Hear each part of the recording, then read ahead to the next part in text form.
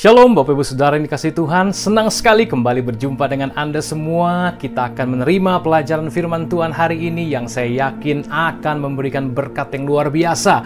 Memerdekakan Anda yang sakit, Tuhan sembuhkan; yang lemah, Tuhan kuatkan; yang jatuh, dibangkitkan kembali. Karena firman Tuhan tidak pernah kembali dengan sia-sia. Firman Tuhan adalah jawaban dan solusi untuk setiap persoalan yang Anda dan saya hadapi. Haleluya. Hari ini kita akan berbicara tentang tema yang selanjutnya. Betapa pentingnya kita mengerti Yesus berkata, "Akulah jalan, kebenaran, dan hidup." Ini adalah pernyataannya yang ke-6 Bapak Ibu Saudara dari 7 pernyataan "Aku adalah" yang menunjukkan bahwa Dia adalah Yahweh. Karena Yahweh berkata, "Aku adalah," ya kan, I am, the great I am. Dan Yesus menyatakan pernyataan ke-6-nya sebagai sesuatu yang sangat berbobot, yang menunjukkan bahwa Dia saja satu-satunya jalan kepada keselamatan dan hidup yang berkelimpahan. Haleluya. Mari kita simak firman Tuhan berikut ini. Yohanes 14 ayat 1 sampai yang ke-7 berkata demikian, "Janganlah gelisah hatimu, percayalah kepada Allah, percayalah juga kepadaku. Di rumah Bapa-Ku banyak tempat tinggal. Jika tidak demikian, tentu aku mengatakannya kepadamu, sebab aku pergi ke situ untuk menyediakan tempat bagimu. Dan apabila aku telah pergi ke situ dan telah menyediakan tempat bagimu, aku akan datang kembali dan membawa kamu ke tempatku, supaya di tempat di mana aku berada, kamu pun berada. Dan kemana aku pergi, kamu tahu jalan ke situ." Kata Thomas kepadanya, "Tuhan, kami tidak tahu kemana Engkau pergi. Jadi bagaimana kami tahu jalan ke situ?" Kata Yesus kepadanya, "Akulah jalan dan kebenaran dan hidup. Tidak ada seorang pun yang datang kepada Bapa kalau tidak melalui Aku. Sekiranya kamu mengenal Aku, pasti kamu juga mengenal Bapa-Ku. Sekarang ini kamu mengenal Dia dan kamu telah melihat Dia." Dia sedang menyatakan bahwa Dialah atau Yesuslah satu-satunya jalan. Jalan kepada apa? Kepada hidup kekal, kepada Bapa, kepada keselamatan yang kekal Bapak Ibu Saudara, kepada sorga yang kekal Bapak Ibu Saudara. Pernyataan Yesus ketika Dia berkata, "Tidak ada seorang pun yang datang kepada Bapa jikalau tidak melalui Aku," itu berarti Dia sedang menegaskan hanya Dialah satu-satunya jalan kepada Bapa yang ada di sorga. Mungkin kebanyakan kita dipengaruhi oleh budaya dalam dunia ini yang berkata, "Pastor, Pak, Bu, kan ada banyak jalan menuju Roma. Itu sebabnya agama dan kepercayaan pun ada banyak. Tujuannya sama, Pak, sama-sama ke sorga. Cuma jalannya berbeda-beda. Karena seperti pepatah berkata, Pak, banyak jalan menuju Roma." Nah, Bapak Ibu Saudara, ini bukan menuju Roma, ini menuju sorga. Dan jelas orang yang dari surga datang ke dunia, namanya Yesus, Dia saja yang tahu pasti jalan kembali ke sorga. Sama seperti Bapak Ibu Saudara, kalau pergi ke sebuah tempat atau daerah yang baru, Bapak Ibu perlu GPS, Bapak Ibu perlu petunjuk jalan, Bapak Ibu perlu peta, Bapak Ibu perlu tour guide. Bahkan ketika Bapak Ibu pergi ke luar negeri, keluar kota, atau apapun, kita cenderung butuh orang untuk kita menanyakan jalan, arah, dan sebagainya. Karena hanya orang yang pernah ada di daerah situ, atau memang tinggal di situ, yang mengerti jalan-jalan yang ada di daerah tersebut. Demikian juga manusia yang tidak pernah mati dan pergi ke surga, tidak akan pernah bisa.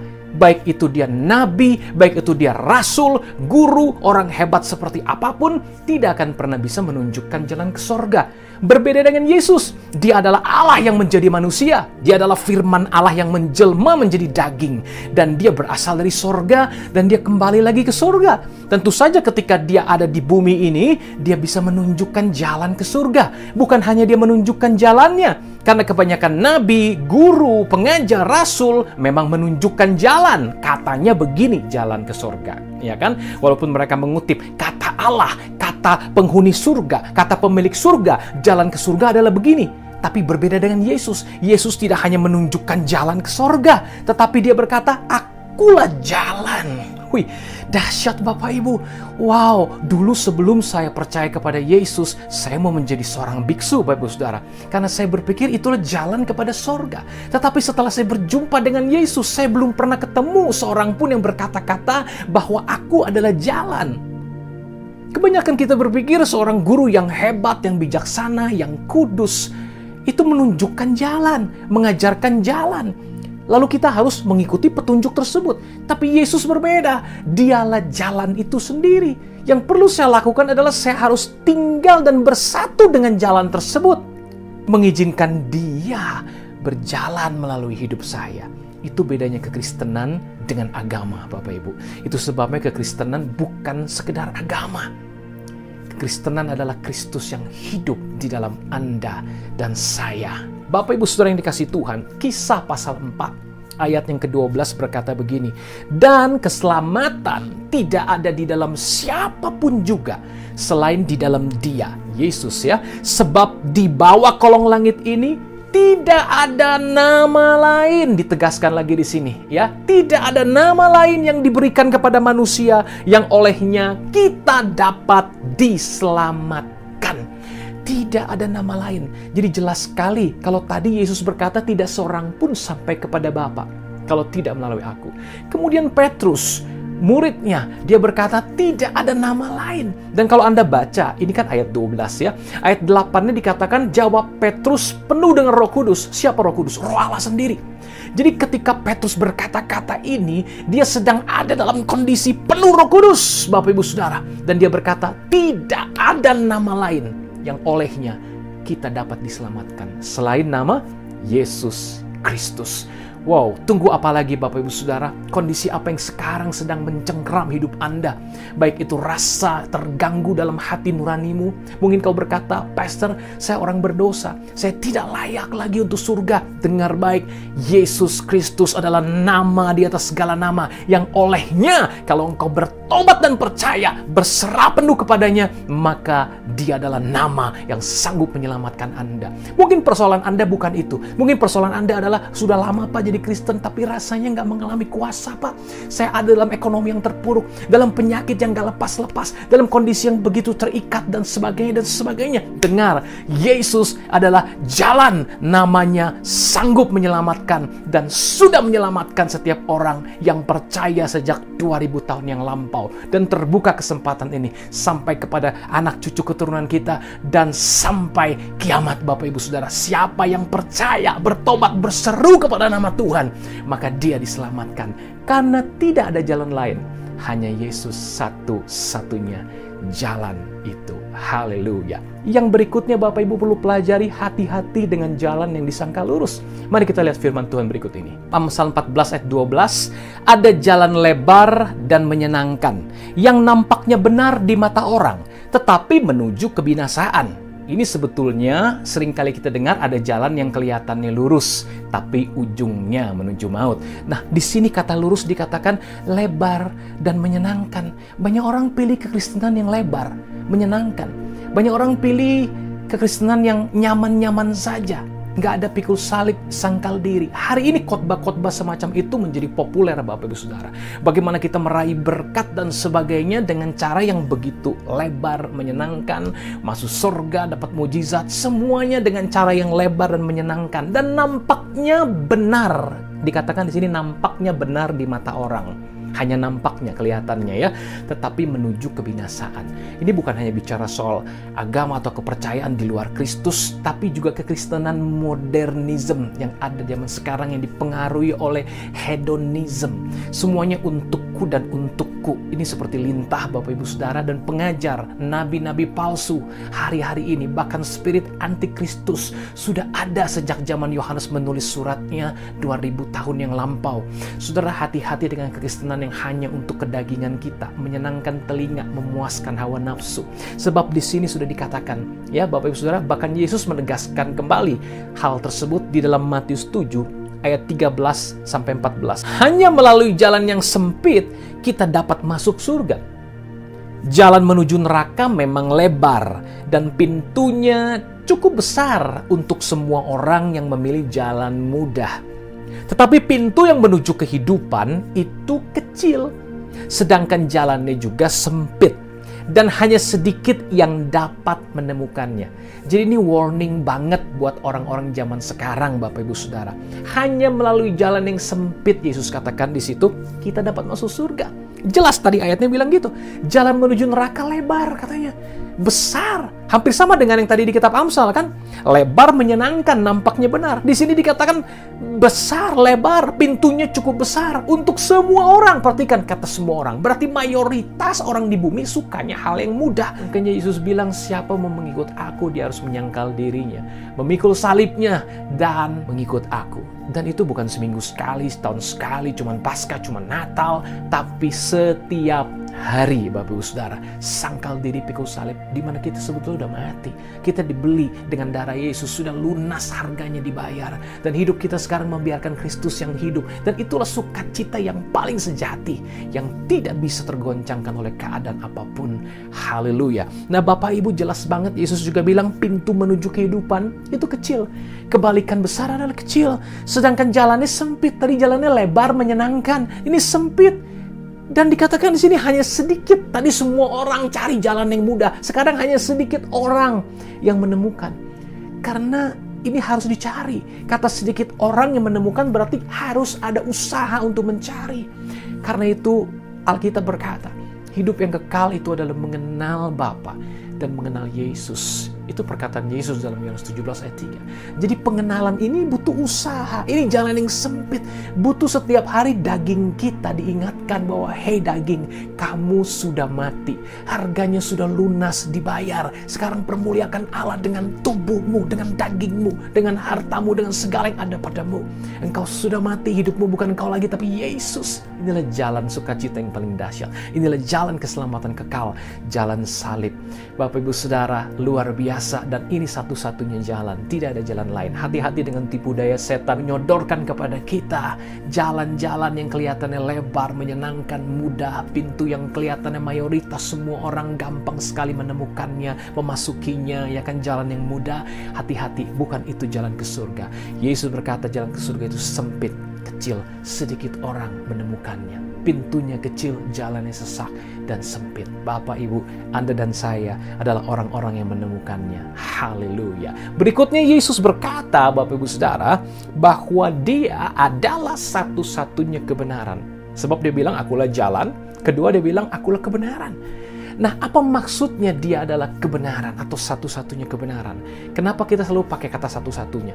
Sebab kalau kebenaran ada beberapa, tentu betul kata orang bahwa banyak jalan menuju Roma. Kalau jalan ke surga ada beberapa, tentu betul kata orang banyak jalan menuju Roma. Tapi ketika Yesus bilang tidak ada seorang pun, itu artinya memang dia satu-satunya jalan. Dan kali ini, kebenaran. Berarti dia satu-satunya kebenaran. Tidak banyak kebenaran, hanya satu kebenaran. Roma 3 ayat 26-28. Maksudnya ialah untuk menunjukkan keadilannya pada masa ini, supaya nyata bahwa ia benar dan juga membenarkan orang yang percaya kepada Yesus. Jika demikian, apakah dasarnya untuk bermegah? Tidak ada. Berdasarkan apa? Berdasarkan perbuatan? Tidak, melainkan berdasarkan iman. Karena kami yakin bahwa manusia dibenarkan karena iman dan bukan karena ia melakukan hukum Taurat. Bapak Ibu, jelas banget Yesus adalah satu-satunya kebenaran. Rasul Paulus mengatakan di sini ia benar dan juga membenarkan orang yang percaya kepada Yesus. Jadi ia benar menunjukkan dia sebagai kebenaran. Dan karena dia benar, dia bisa membenarkan semua orang. Dengan cara apa? Menukar kebenarannya di kayu salib itu dengan dosa kita. Harusnya kita yang dihukum, terjadi substitusi, pertukaran di kayu salib. Dia yang dihukum. Itu sebabnya Alkitab berkata dia yang tidak berdosa, dia dijadikan dosa karena kita. Supaya kita yang berdosa dibenarkan di dalam dia. Inggrisnya mengatakan supaya kita yang berdosa ini dijadikan kebenaran di dalam dia. Dia dijadikan dosa, kita dijadikan kebenaran. Terjadi pertukaran di kayu salib yang dahsyat dan luar biasa itu. Dia benar, dia membenarkan orang-orang yang percaya. Jadi iman itu yang mengaktifasi pertukaran di kayu salib. bagaimana kebenaran Kristus sekarang dikenakan kepada kita. Dan dosa kita ditimpakan kepada Yesus. Jadi Yesus yang dihukum oleh karena dosa kita, bukan dosanya. Karena dia tidak berdosa. Alkitab juga berkata, kalau begitu katanya, apa yang kita bisa sombongkan? Apa yang bisa kita banggakan? Apa yang bisa kita megahkan? Tidak ada. Karena kita diselamatkan oleh karena iman tadi, bukan karena perbuatan. Jadi kami yakin, kata Paulus, orang itu diselamatkan, dia dibenarkan bukan karena melakukan perintah-perintah agama, bukan karena melakukan hukum Taurat, tapi karena iman kepada karya pertukaran di kayu salib, karya penebusan Kristus di kayu salib tadi. Dan ketika kita dibenarkan, bukan berarti sekarang kita hidup bebas, tidak. Kenapa? Karena Paulus punya pengertian, ketika kita percaya kepada karya salib, sesungguhnya kita juga sudah dihukum bersama tubuh Yesus. Melalui tubuh Yesus kita dihukum mati.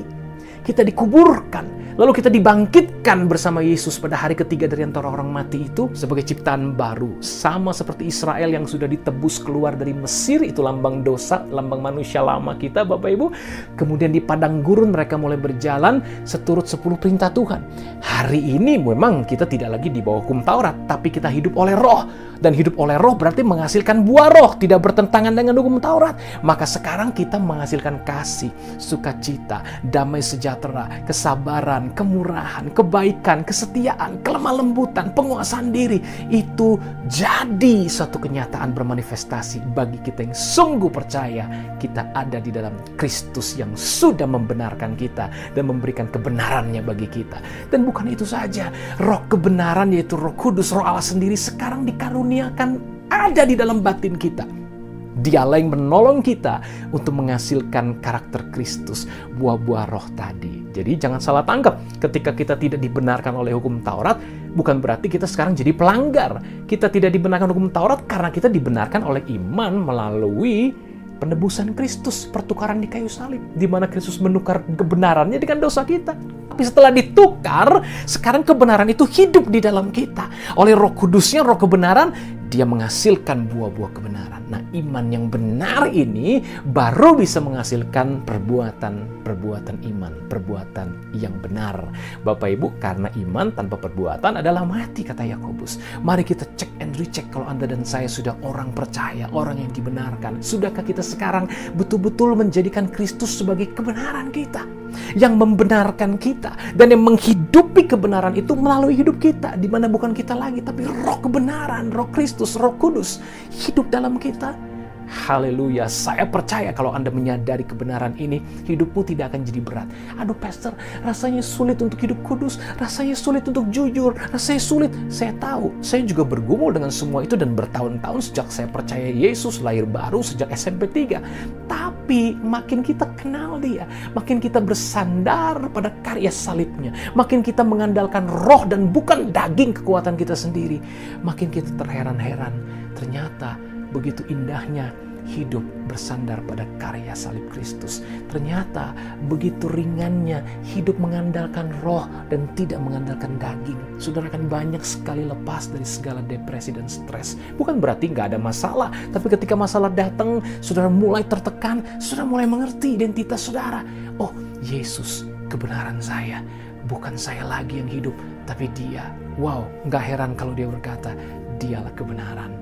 Dan Dia sudah membenarkan Anda dan saya. Dan dikaruniakan Roh Kudus, Roh kebenaran tinggal dalam saya dan Anda. Dan kita bisa bersandar penuh, bergantung penuh, dipimpin oleh Roh kebenaran hari lepas hari. Kalimat yang berikutnya yang Yesus katakan adalah bukan saja akulah jalan, tapi kebenaran dan kehidupan. I'm the way, the truth, and the life. Aku kehidupan. Wow, Alkitab berkata begini dalam 1 Yohanes 5 ayat 20, Bapak Ibu. Akan tetapi kita tahu bahwa anak Allah telah datang dan telah mengaruniakan pengertian kepada kita, supaya kita mengenal yang benar. Dan kita ada di dalam yang benar, di dalam anaknya, Yesus Kristus. Dia adalah Allah yang benar dan hidup yang kekal. kekal. Bapak Ibu jangan salah mengerti. Banyak orang berpikir Yesus itu anak Allah, dia bukan Allah. Betul, Yesus anak Allah, tapi dia Allah. Dia Allah yang benar dan hidup yang kekal, Bapak Ibu Saudara. Jelas sekali ketika dia berkata, I am the way, aku jalan, the truth, aku kebenaran, and the life, aku hidup. Itu dia tidak sedang berdusta. Dialah Allah sendiri yang menjadi manusia. Di dalam dia ada hidup, ada terang manusia, dan kegelapan tidak bisa menguasainya. Dialah Allah yang benar dan hidup yang kekal. Wah, betapa beruntungnya Anda dan saya yang bertobat dan percaya kepada Yesus. Anda tidak lagi mencari apa sih makna hidup. Banyak orang bunuh diri, tidak mengerti, stres, depresi. Kenapa? Karena nggak ngerti untuk apa saya hidup. Buat apa saya hidup kalau hidup seperti ini? Buat apa saya hidup? Apa sih tujuan kita hidup? Sia-sia. Hanya menikmati, kemudian begini, kemudian begitu. Ada orang yang berpikir, hidup itu paling enak kalau menikmati segala macam kesenangan.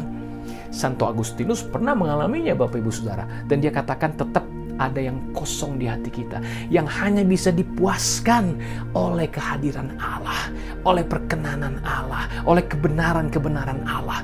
Oh Bapak Ibu Saudara, memang Tuhan ciptakan hati nurani manusia begitu. Dengan segala hal yang diraihnya, karirnya, keuangannya, bahkan dosa jenis apapun dia coba, tidak pernah akan ada puasnya. Seorang yang paling bijaksana namanya Salomo atau Sulaiman. Total istri dan gundik itu ada 1000. Itu yang tercatat di Alkitab. Belum lagi yang tidak tertulis, saya tidak tahu.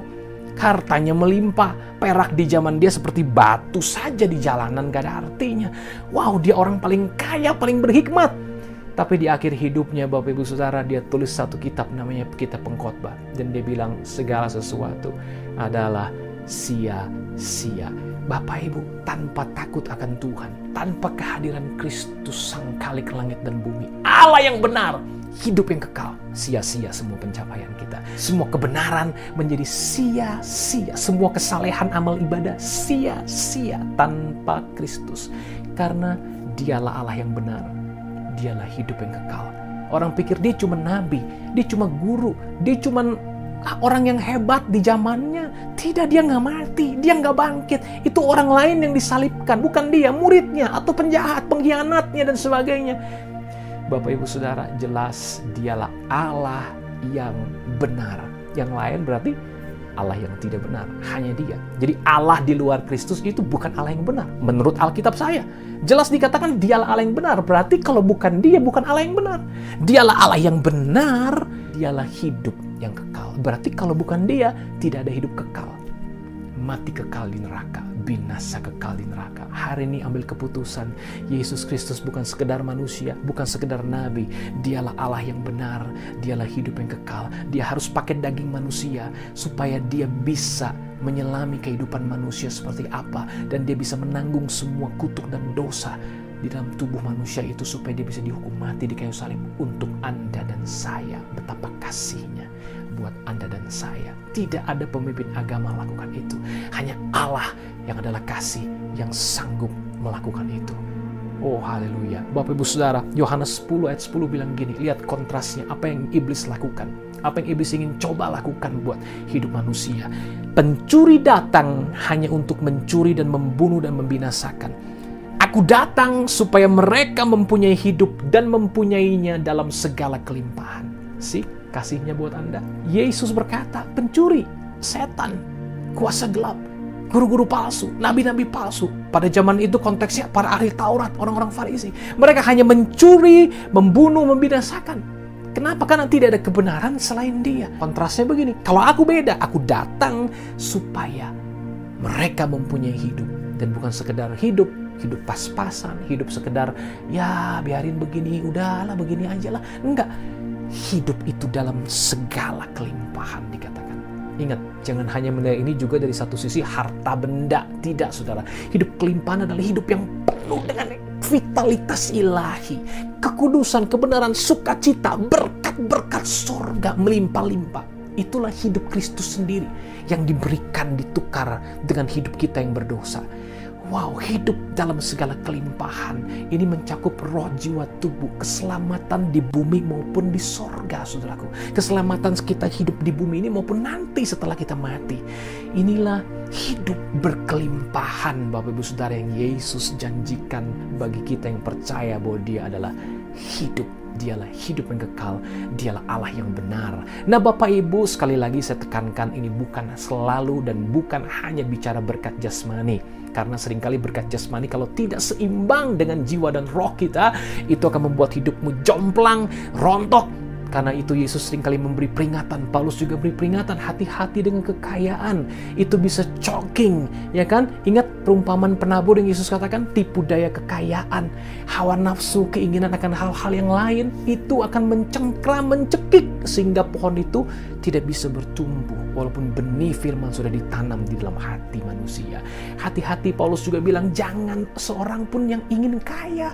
Karena apa? Cinta uang itu adalah akar kejahatan. Uang tidak akar kejahatan, cinta uang. Nah, hati-hati dengan bagaimana memperoleh uang, bagaimana kita menggunakan uang. Itu sangat amat concern. Alkitab katakan hati-hati. Karena itu jangan bilang hidup berkelimpahan selalu soal uang, harta, benda-benda dan sebagainya. Itu sebabnya Yesus tidak pernah berjanji langit selalu cerah, selalu biru, ya kan? Kemudian lantai selalu penuh dengan rumput hijau dan sebagainya. Nggak pernah lewat bayang-bayang kekelaman. Tidak. Sekalipun lewat bayang-bayang kekelaman, aku menyertaimu. Artinya kadang-kadang Tuhan izinkan lewat proses, penderitaan dan sebagainya. Supaya rupa Kristus makin nyata. Supaya kita belajar percaya, kata Yesus kepada Maria dan Marta saat menghadapi kematian Lazarus. Dalam Yohanes 16 ayat 33, semuanya ini kukatakan supaya kalian mendapat sejahtera karena bersatu dengan aku. Di dunia kalian akan menderita, tapi tabahkanlah hatimu. Aku sudah mengalahkan dunia. Alkitab bilang begini, semua ini kukatakan kepadamu supaya kamu dapat sejahtera, supaya kamu tenang, kamu terhibur, kamu damai hatimu. Karena apa? Bersatu dengan aku. Kalau saudara ingin damai, sejahtera, bersatulah dengan Kristus, bertobat, percaya, mati bersama Dia, bangkit bersama Dia sebagai ciptaan baru. Aku tahu, kata Yesus, di dunia ini kalian akan menderita. Terjemahan lain bilang kalian akan dapat kesulitan, kesusahan. Tapi tenang, tabahkan hatimu. Terjemahan lain dalam firman Allah yang hidup dikatakan bukan tabahkan hatimu, bergembiralah. Bayangin, kalau tabahkan, kuatkan hatimu ya, tabah ya. Tapi dia lebih dahsyat lagi, bergembiralah. Dan kata lain, bersukacitalah. Kenapa? Aku sudah mengalahkan dunia. Karena engkau bersatu dengan aku sudah mengalahkan dunia, engkau pun akan sanggup mengalahkan dunia. Sebab aku hidup di dalam engkau sekarang. That is true Christianity. Itulah makna orang yang menerima Kristus sebagai jalan, kebenaran, dan hidup. Apapun boleh terjadi, Bapak Ibu Saudara. Dia nggak berjanji selalu hidup berkelimpahan, berarti nggak ada masalah. Tidak. Tapi waktu engkau mengalami kesusahan, penderitaan, karena engkau sudah bersatu dengan aku sudah mengalahkan dunia. Rejoice! Be joyful in your heart. Ayo bersukacita dalam hatimu. Bergembiralah. Karena aku sudah mengalahkan dunia. Engkau pun mengalahkan dunia. Haleluya, haleluya, haleluya. Sebabnya dalam Matius 11 ayat 28, ini caranya. Gimana cara kita bersukacita dan mengalahkan dunia apa? Ini dia.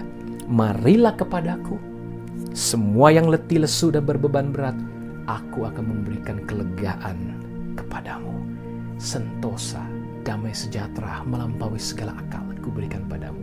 Sekalipun Kristus sudah tinggal dalam saudara, sudah menyadari identitas saudara sebagai manusia baru, sudah menjadikan dia jalan, kebenaran, dan hidup.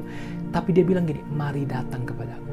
Artinya there is a time, ada waktu-waktu di mana saudara perlu selidiki firman, berdoa, sujud menyembah, bila perlu menangis sendiri di kamar Anda. Datang kepadaku. Dia memang ada di dalam saudara, tapi bukan berarti saudara lalu putus hubungan, gak pernah lagi komunikasi, jarang berdoa, jarang ngobrol sama dia. Saudara bisa bayangkan ilustrasi ini ya Bapak Saudara, kalau Anda mengundang seorang tamu datang ke ruang tamu Anda, kemudian Anda cuek nonton TV, Anda makan dan sebagainya, gak pernah ngajak dia ngobrol. Padahal dia punya segala sesuatu yang Anda butuhkan. Can you imagine apa yang akan dia rasakan? Yesus juga sudah masuk ke rumah hati Anda.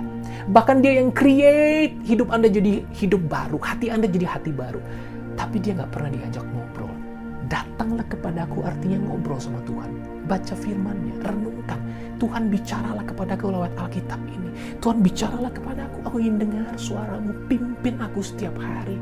Berdoa, memuji, menyembah Dia, Bapak Ibu Saudara. Itu artinya datang kepadaku. Maka dengar, sekalipun kau melalui penderitaan, di dunia ini kau menderita, ya kan? Maka engkau akan mendapatkan kelegaan. Damai sejahteraku kutinggalkan bagimu. Dan itu tidak sama dengan yang dunia berikan. Haleluya. Mari kita datang kepada Tuhan. Hari ini kami yakin Engkaulah jalan, kebenaran, dan hidup. Tidak ada jalan lain kepada Bapa selain melalui Yesus. Tidak peduli siapapun atau apapun di dunia ini, selain Engkau yang berasal dari sorga. Engkau pemilik sorga, Engkau Allah yang benar, hidup yang kekal, yang menunjukkan jalan itu. Bukan hanya menunjukkan, tapi menjadi jalan, menjadi kebenaran, menjadi kehidupan. Dan kami perlu bersatu dengan Engkau lewat iman pertobatan. Kami mati bersamamu, bangkit bersamamu. Maka tidak ada jalan lain. Hanya ini satu-satunya. Bersatu dengan sang jalan kebenaran hidup, yaitu Kristus Yesus. Maka kami yakin apapun persoalan yang sedang dihadapi oleh setiap pemirsa yang ada, setiap pendengar acara ini, aku berdoa kesadaran ilahi ini turun atas mereka semua, bangkit di dalam nama Yesus. Ingat, engkau sudah bersatu dengan Dia. Apapun kesusahan di dunia ini, aku sudah mengalahkan dunia. Maka Anda, para pendengar firman, Anda pun sudah mengalahkan dunia. Bergembiralah dan cari Dia, datang kepada Dia, maka keletihan, kelesuan, beban berat diganti dengan kuk yang enak dan ringan. Bukan berarti itu pilih jalan yang lebar, tidak. Jalan tetap melalui lembah bayang kematian, lembah bayang maut, tapi penyertaan Tuhan, penghiburan Tuhan, kekuatan dari Tuhan, itu yang akan membangun hidupmu dan hidupku. Terima itu di dalam nama Yesus. Mujizat sedang terjadi. Yang sakit saat ini sembuh, yang lemah jadi kuat, yang terikat lepas di dalam nama Yesus. Dialah jalan, kebenaran, dan hidup, dan sudah bersatu dengan hidupmu. Terima itu dalam nama Tuhan Yesus Kristus. Dan Bapak Ibu Saudara yang dikasihi Tuhan, saya tidak akan menutup setiap acara tanpa mengundang Anda untuk menjadikan Yesus sebagai Tuhan dan Juru Selamat. Mungkin Anda pernah melakukannya beberapa tahun yang lalu, beberapa puluh tahun yang lalu, atau Anda sudah lama jadi Kristen tapi nggak pernah menjadikan Dia Yesus Tuhan sebagai Tuhan dan Juru Selamat secara pribadi dengan hati percaya, dengan mulut mengaku. Saya undang Anda sama-sama ikuti doa saya. Katakan, Tuhan Yesus, aku percaya Engkau sudah mati bagi dosa-dosaku. Kau bangkit pada hari ketiga dari antara orang mati. Kau memberiku hidup baru. Aku bertobat. Aku undang Yesus. Masuklah di hatiku. Jadilah Tuhan dan Juru Selamatku. Dalam nama Yesus. Amin. Haleluya. Jika Anda melakukan doa tadi dengan segenap hatimu, dengan mulutmu engkau mengaku Yesus adalah Tuhan, Allah membangkitkan Dia dari antara orang mati, maka Alkitab berkata namamu tercatat di sorga, terdaftar di kitab kehidupan anak domba Allah yang sudah mati disembelih di salib untuk menebus dosamu. Engkau jadi ciptaan baru, engkau jadi anak-anak Allah, dan engkau berhak atas semua janji Allah. Allah akan membawa engkau naik ke tempat-tempat di mana engkau belum pernah pikirkan sebelumnya, menjadikan kau dewasa, menjadikan kau saksi Yesus yang memberkati banyak orang dimanapun engkau berada. Teruslah bertumbuh dengan berdoa, merenungkan firman Tuhan setiap hari, dan bertumbuh dalam komunitas serta gereja yang berdasarkan firman Tuhan. Dan saya percaya kemuliaan Tuhan akan makin bersinar dalam kehidupan Anda semuanya. Sampai jumpa dalam pelajaran yang akan datang. Tuhan Yesus memberkati.